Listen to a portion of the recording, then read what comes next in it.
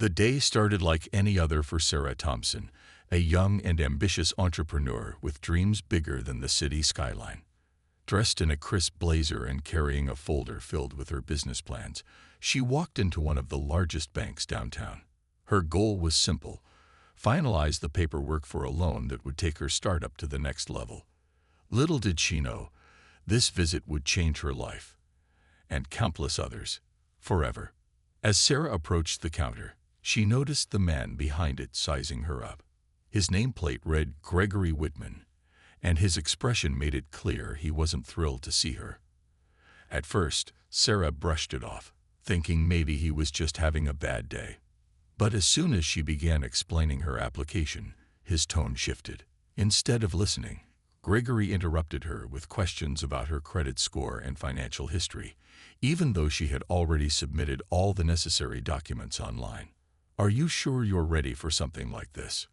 Gregory asked, leaning back in his chair with a smirk. "This isn't exactly typical for someone like you." Sarah froze. Someone like me? What did that even mean? Before she could respond, Gregory continued, making comments about how people often overestimate their abilities when they don't have the right background. Each word felt like a punch to the gut, but Sarah held her ground. She reminded herself why she was there: to secure funding for her dream, not to let someone else's prejudice derail her. But Gregory didn't stop. He openly mocked her polished appearance, saying things like, "You look more like you belong at a fashion show than here," as if her professionalism somehow disqualified her from being taken seriously. Customers waiting in line exchanged uncomfortable glances, some whispering to each other, while others pulled out their phones to record the interaction.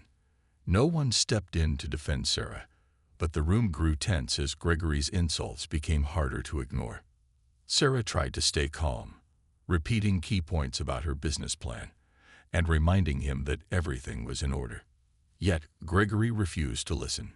He dismissed her application outright, claiming it lacked realistic projections, despite glowing endorsements from industry experts attached to her file. By the time Sarah left the bank, tears stung her eyes, not because she doubted herself, but because she knew none of this had anything to do with her qualifications. It was about the color of her skin. Outside the bank, Sarah leaned against a lamppost, trying to process what had just happened. She replayed the conversation in her mind, feeling both anger and sadness. But then something inside her clicked. This wasn't just about her anymore. It was about every person who had ever been treated unfairly because of who they were. Determined to make sure Gregory's behavior didn't go unnoticed, Sarah pulled out her phone and drafted a post detailing the incident. Within minutes, she uploaded it along with one of the videos recorded by a bystander.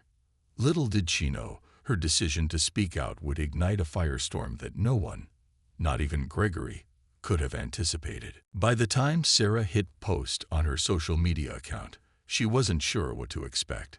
She had shared her story in raw detail, describing every hurtful comment Gregory made and attaching one of the videos recorded by a bystander at the bank. Her caption was simple but powerful. "This is what racism looks like in 2023. It's not always loud or obvious. It's subtle, calculated, and devastating. But I refuse to stay silent." Within minutes, notifications began flooding her phone. Friends, family, and even strangers started commenting, sharing their support and outrage. Some expressed disbelief that such behavior could still happen in a modern workplace, while others shared their own experiences of facing similar discrimination. The post quickly gained traction, spreading far beyond Sarah's immediate circle. By morning, it had been shared thousands of times, catching the attention of local news outlets. Reporters were quick to pick up the story, recognizing its potential to spark a national conversation. One journalist reached out to Sarah for an interview, giving her a platform to share her side of the story with a wider audience. Sitting in front of the camera, Sarah spoke with quiet strength, recounting the incident step by step. Her words resonated deeply, especially when she said, "It's not just about me. It's about every person who has ever walked into a room and been judged before they even opened their mouth." As the story gained momentum, hashtags like hashtag Justice for Sarah and hashtag Fire Gregory Whitman began trending online. People from all walks of life joined the movement, demanding accountability from the bank and calling for systemic change. Memes mocking Gregory's behavior popped up across social media, turning him into a symbol of everything wrong with unchecked privilege and prejudice.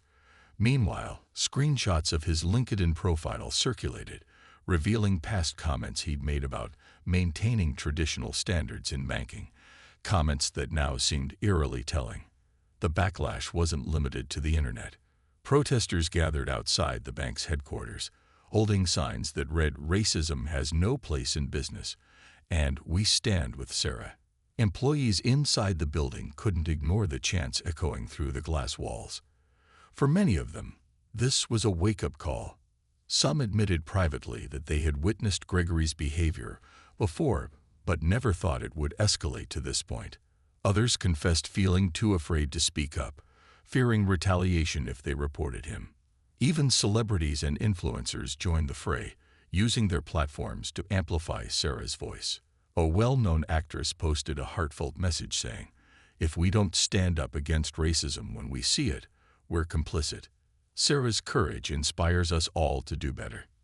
Another influencer encouraged her followers to boycott the bank until real action was taken. Soon, calls to close accounts and withdraw funds flooded the bank's customer service lines, adding financial pressure to the growing PR nightmare. Amidst the chaos, Gregory tried to defend himself. In a brief statement released through the bank, he claimed his comments had been misinterpreted and that he was simply doing his job. But his weak attempt at justification only fueled more anger. Critics pointed out that no amount of professionalism could excuse treating someone so disrespectfully based on their race. Even some of Gregory's former colleagues distanced themselves from him, calling his actions unforgivable.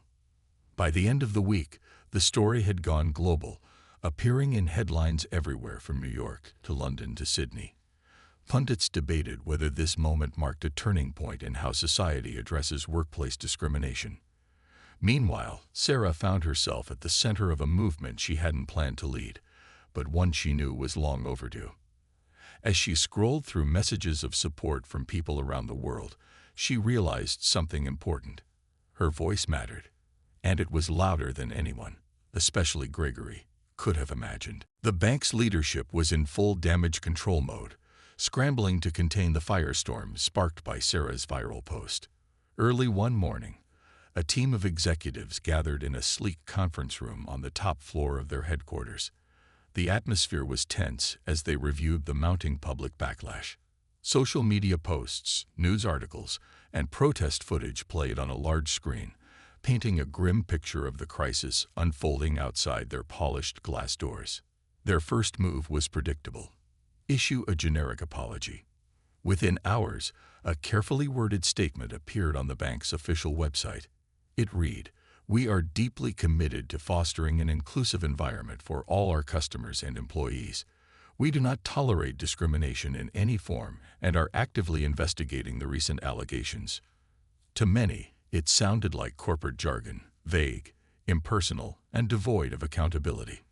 Worse still, Gregory's name wasn't mentioned once, leaving the impression that the bank was trying to distance itself from the controversy rather than confront it head-on. The response backfired almost immediately. Critics tore into the statement, accusing the bank of prioritizing its image over genuine justice. One commenter wrote, "This isn't about allegations. This is about a woman being humiliated because of her race. Stop hiding behind empty words." Others pointed out that the bank had missed a golden opportunity to take responsibility and show real leadership. Instead, their silence on Gregory's actions only deepened suspicions that they were protecting him, or at least avoiding rocking the boat. As pressure mounted, cracks began to show within the organization itself. Anonymous messages started circulating online, allegedly from current and former employees who claimed the toxic culture at the bank ran far deeper than just one bad apple. One message, posted on a popular whistleblower platform, accused senior management of ignoring complaints about Gregory for years.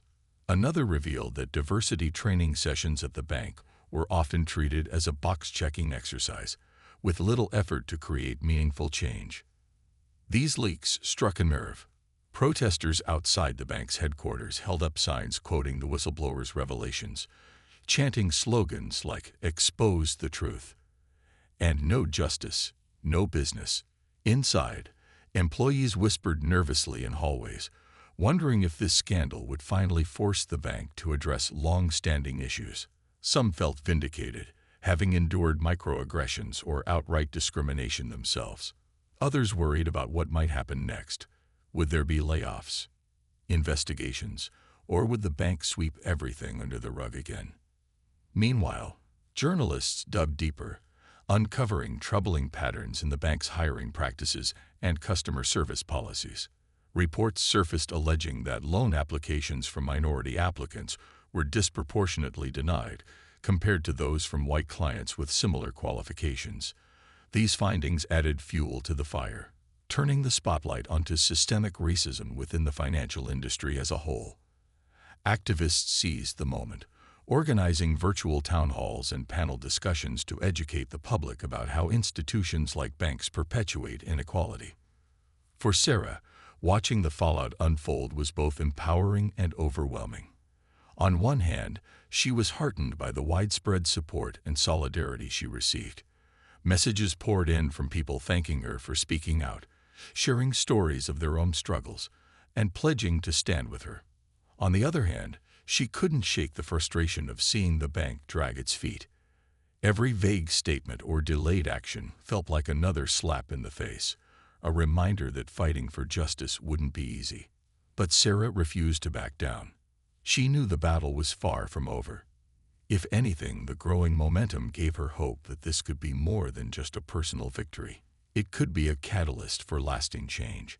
As protests grew louder, investigations expanded, and public scrutiny intensified, the question remained: would the bank step up and truly reckon with its failures, or would it continue trying to dodge accountability? For now, the world waited and watched. Sarah knew she couldn't let the momentum die down. The support she had received was overwhelming, but she also understood that real change required more than just social media outrage. It needed action. With her mind made up, she reached out to a renowned civil rights attorney named Marcus Lane, whose reputation for taking on high-profile discrimination cases preceded him.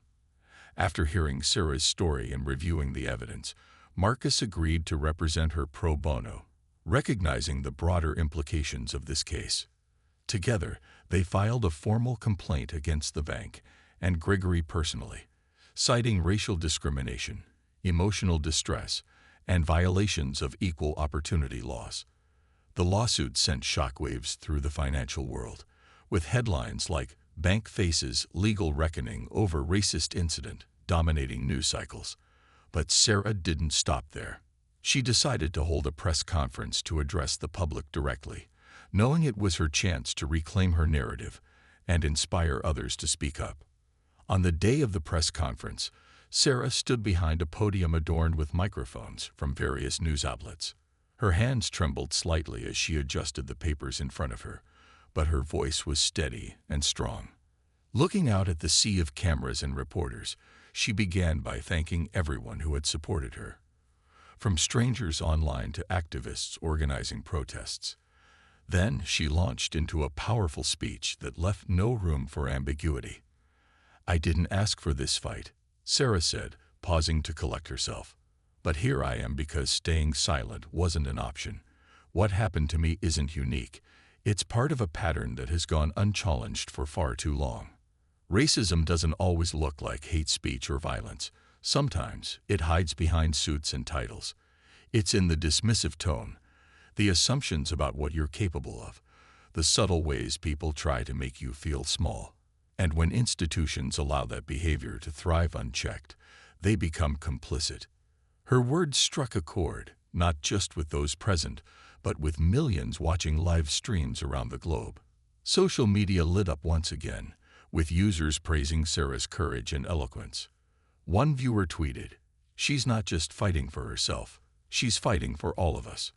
Another wrote, This is how you turn pain into power. But Sarah didn't stop at calling out the bank.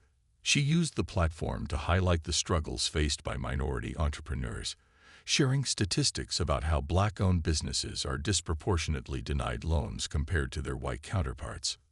She talked about the barriers she'd overcome to get where she was today, and how moments like the one at the bank threatened to undo years of hard work. Her message was clear. Systemic racism wasn't just a personal issue. It was an economic one. As the press conference wrapped up, journalists clamored to ask questions. One reporter asked if Sarah feared retaliation from the bank or Gregory. Without hesitation, she replied, "Fear won't stop me. If anything, it motivates me to keep going. This isn't just my story anymore. It belongs to everyone who believes in fairness and equality."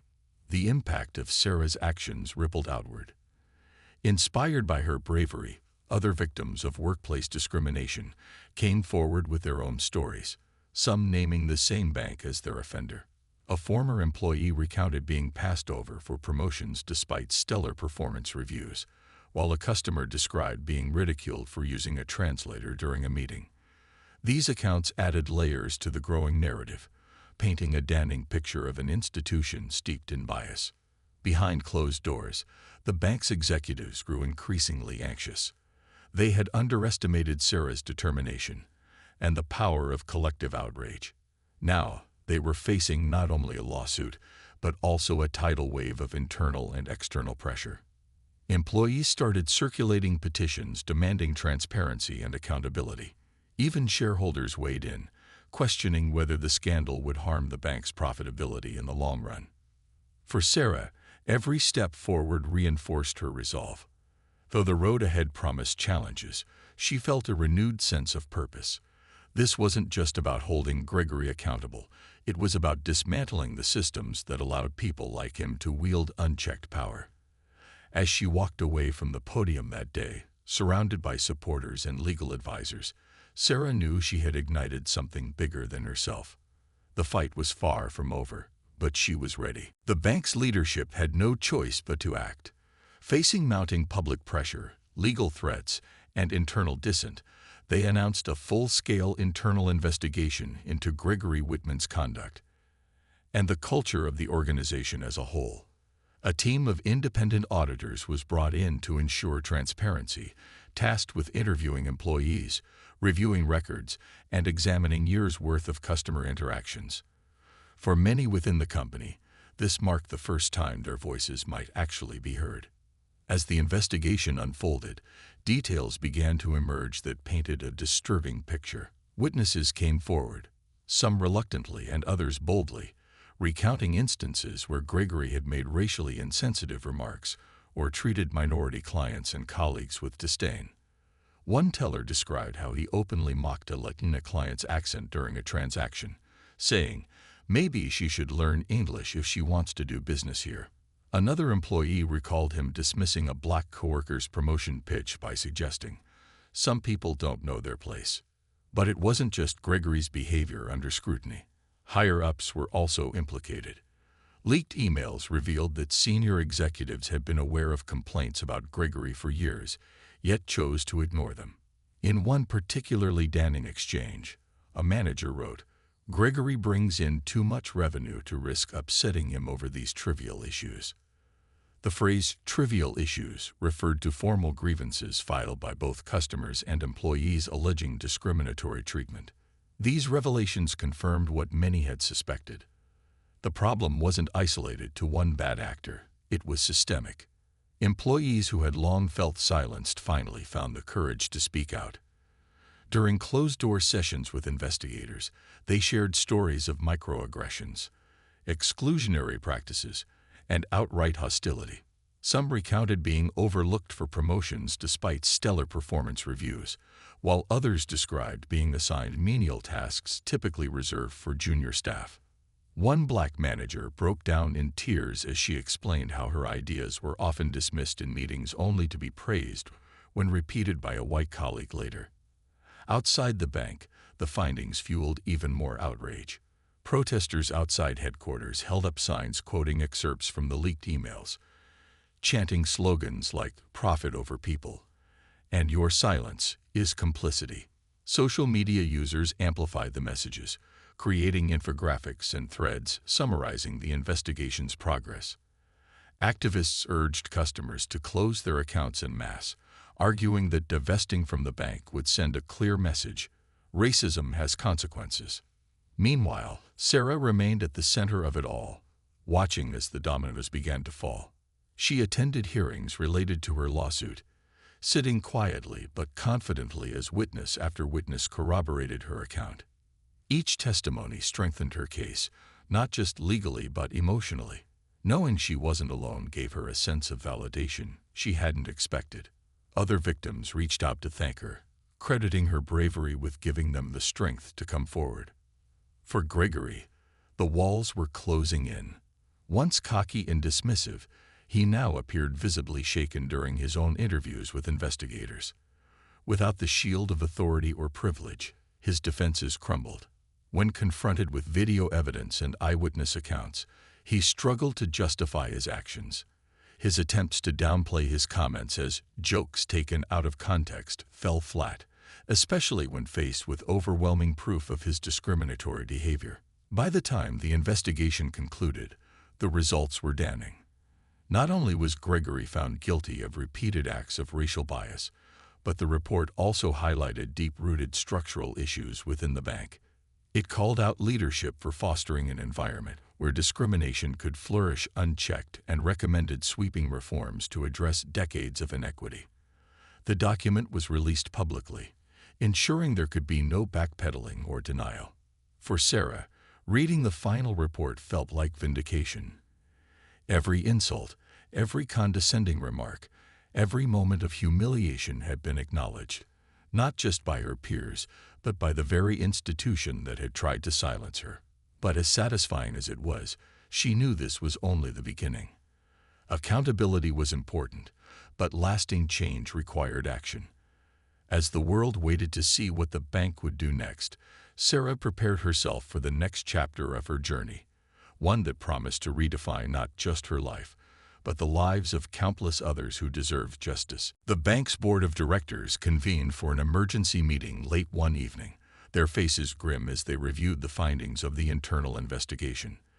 The weight of the scandal hung heavily in the air.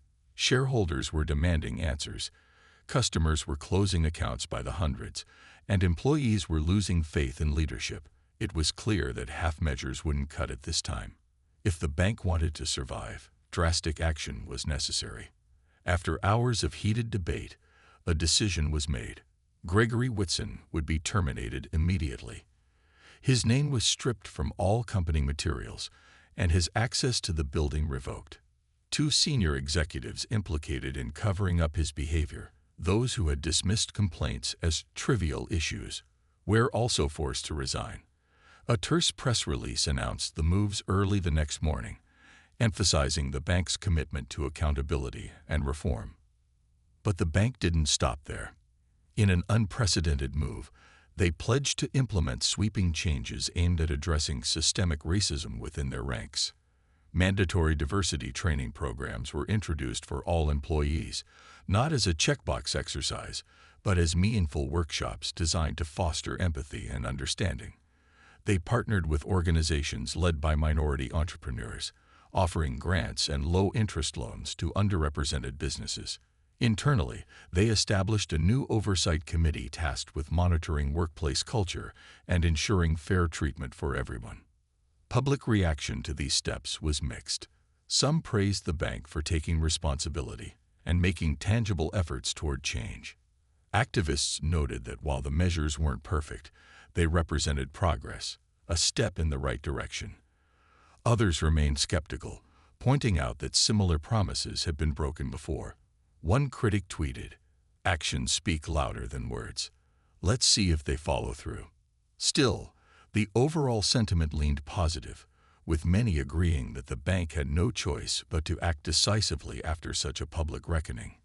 For Sarah, the news brought a mix of relief and vindication. She had spent countless sleepless nights wondering if her fight would lead anywhere, and now she finally had her answer. When reporters asked for her reaction, she responded with grace and determination. "This isn't about revenge," she said during a brief interview. "It's about justice, not just for me, but for everyone who has ever been treated unfairly because of who they are. I hope this moment serves as a wake-up call for other institutions to examine their own practices." Gregory, on the other hand, found himself ostracized. Once a respected figure in the financial world, he became a pariah overnight. Friends distanced themselves, colleagues refused to defend him, and job prospects dried up as news of his termination spread. Attempts to rebrand himself online fell flat. Every post he made was met with ridicule or outright hostility. For the first time in his life, he faced consequences for actions he had long considered harmless, or worse, justified. Back at the bank, employees noticed a shift in the atmosphere almost immediately. Managers began holding open forums where staff could voice concerns without fear of retaliation. New policies ensured that promotions and opportunities were based on merit rather than favoritism. Slowly but surely, marginalized voices that had once been ignored started to be heard. While some doubted whether these changes would last, others felt hopeful that the tide was turning. Sarah watched it all unfold with cautious optimism. She knew the road ahead wouldn't be easy. Changing deeply ingrained systems takes time. But she also believed that moments like this had the power to spark real transformation. As she scrolled through messages of gratitude from people inspired by her courage, she allowed herself a small smile. Justice had been served, but more importantly, the door had been opened for others to walk through. And Sarah was determined to keep pushing forward, using her platform to ensure that no one else would have to endure what she had. With the settlement from her lawsuit in hand, Sarah didn't waste a moment. She funneled the funds directly into her business, determined to turn this painful chapter into an opportunity for growth and impact. Her startup, a platform designed to connect minority entrepreneurs with resources, mentorship, and funding, had always been her passion project. Now it became her mission. What started as a small idea grew into something far bigger, a movement aimed at breaking down barriers for underrepresented innovators. Sarah threw herself into her work with renewed energy. She hired a team of talented individuals who shared her vision, many of whom were people of color or had faced discrimination themselves. Together, they expanded the platform's reach, partnering with nonprofits, community organizations, and even some forward-thinking corporations eager to support diversity initiatives. Workshops and webinars hosted by industry leaders became a staple, offering practical advice on everything from securing loans to navigating workplace bias. For countless aspiring entrepreneurs, Sarah's platform became a lifeline, a safe space where their dreams felt possible. But Sarah didn't stop there. Inspired by the outpouring of stories she'd received during her fight against the bank, she launched a podcast called Breaking Barriers. Each episode featured interviews with trailblazers who had overcome systemic obstacles to achieve success. From a black tech founder who bootstrapped his way to $1 million valuation to a Latina chef who turned her food truck into a national brand. These conversations highlighted resilience, creativity, and triumph in the face of adversity. The podcast quickly gained traction, becoming required listening for anyone interested in equity and entrepreneurship. Her advocacy extended beyond her business ventures. Sarah began speaking at conferences, universities, and corporate events, delivering powerful speeches about the importance of representation and accountability. She challenged audiences to examine their own biases and push for change within their industries. At one event, she held up a mirror to the crowd, saying, "Diversity isn't just a buzzword, it's a necessity. When we exclude voices, we miss out on ideas that could change the world. It's time to stop talking about inclusion and start practicing it." The ripple effects of Sarah's efforts reached far beyond her immediate circle. Other banks and financial institutions took notice, realizing they couldn't afford to ignore the demand for fairness and transparency. Some adopted policies similar to those implemented by Sarah's former bank, while others went further, creating dedicated teams to address racial inequities. A few even reached out to Sarah directly, asking for guidance on how to better serve marginalized communities. Though wary at first, she agreed to consult, seeing it as another chance to drive meaningful progress. Back in her hometown, Sarah's story inspired young people to dream bigger. Local schools invited her to speak to students, sharing her journey and encouraging them to pursue their ambitions despite the challenges they might face. One high school senior told her, "You showed me that my voice matters. I want to be like you when I grow up." Moments like these reminded Sarah why she had fought so hard, not just for herself, but for the generations to come. As her influence grew, so did her confidence. The woman who had once walked out of a bank feeling humiliated now stood tall, unshaken by doubts or fears. She carried the scars of her experience, yes, but they no longer weighed her down. Instead, they fueled her determination to create a world where no one else would have to endure what she had. By the end of the year, Sarah's name was synonymous with empowerment and justice. Awards rolled in, magazine covers featured her smiling face, and social media celebrated her as a symbol of resilience. Yet, through it all, she remained grounded, never forgetting the community that had supported her along the way. Every milestone was met with gratitude, every achievement shared with those who had helped her get there. For Sarah, this wasn't the end of the road, it was a new beginning. With each step forward, she proved that standing up against injustice wasn't just about winning battles. It was about building bridges, opening doors, and lighting paths for others to follow. And as she looked ahead, she knew her work was far from over. There were still walls to break, ceilings to shatter, and voices to uplift. But for now, she allowed herself to feel proud, not just of what she had accomplished, but of the future she was helping to shape. Months after the scandal had rocked the financial world, Sarah received an unexpected invitation. The very bank that had once humiliated her now wanted her to speak at its inaugural Diversity and Inclusion Summit. At first, she hesitated. Could she really step foot back into the same building where Gregory's toxic behavior had unfolded? But then she realized, this wasn't about her pain anymore. It was about progress, about showing the world how far they'd come and how much farther they still needed to go. The day of the summit arrived, and Sarah walked into the sleek conference hall with a sense of purpose. Gone were the stares of judgment. Instead, she was greeted by applause from a diverse crowd of employees, executives, and community leaders. As she took the stage, she looked out at the sea of faces, some familiar, others new, and felt a surge of pride. This room, filled with people committed to change, was proof that even the most stubborn systems could evolve when pushed hard enough. Her speech began softly, almost reflective. "When I walked into this bank over a year ago, I didn't expect to leave with anything but frustration," she said, pausing as murmurs rippled through the audience. "But today, standing here in front of all of you, I see hope. Hope that we can learn from our mistakes. Hope that we can build workplaces and communities that value everyone equally." She went on to share lessons from her journey, emphasizing the importance of listening, accountability, and action. "It's easy to say sorry," she explained. "What's harder is proving it. Real change happens when we move beyond words and start creating spaces where everyone feels seen, heard, and valued." Her voice grew stronger as she spoke about the power of collective effort. No one person can dismantle systemic racism alone. It takes all of us, working together, challenging each other, holding ourselves accountable, to make lasting impact. By the end of her talk, the room erupted in a standing ovation. People lined up afterward to thank her, some tearing up as they shared their own stories of struggle and resilience.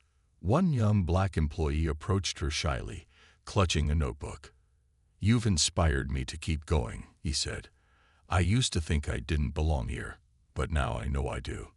Thank you for showing me that." As Sarah left the building later that afternoon, she paused outside the glass doors.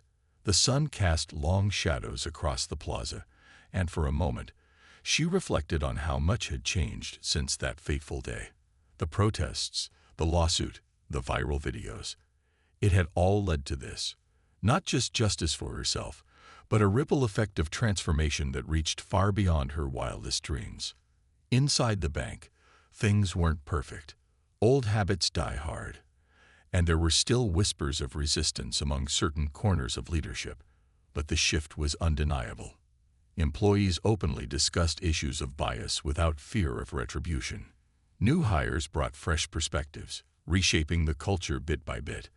And the Oversight Committee, once dismissed as a PR stunt, had become a trusted advocate for fairness and transparency. For Sarah, this moment marked both closure and renewal. She knew the fight against inequality would never truly be over. It was a lifelong commitment, not a single victory. Yet, as she stood there, watching the bustling city around her, she felt hopeful. Hopeful because she had turned pain into purpose. Hopeful because her courage had sparked a movement. And hopeful because, for the first time, she saw a future where no one else would have to walk into a bank or any institution and feel less than human. With a deep breath, Sarah smiled and stepped forward, ready to continue the work ahead. The road was long, but she wasn't walking it alone anymore. Together, they were building something better, not just for themselves, but for generations to come.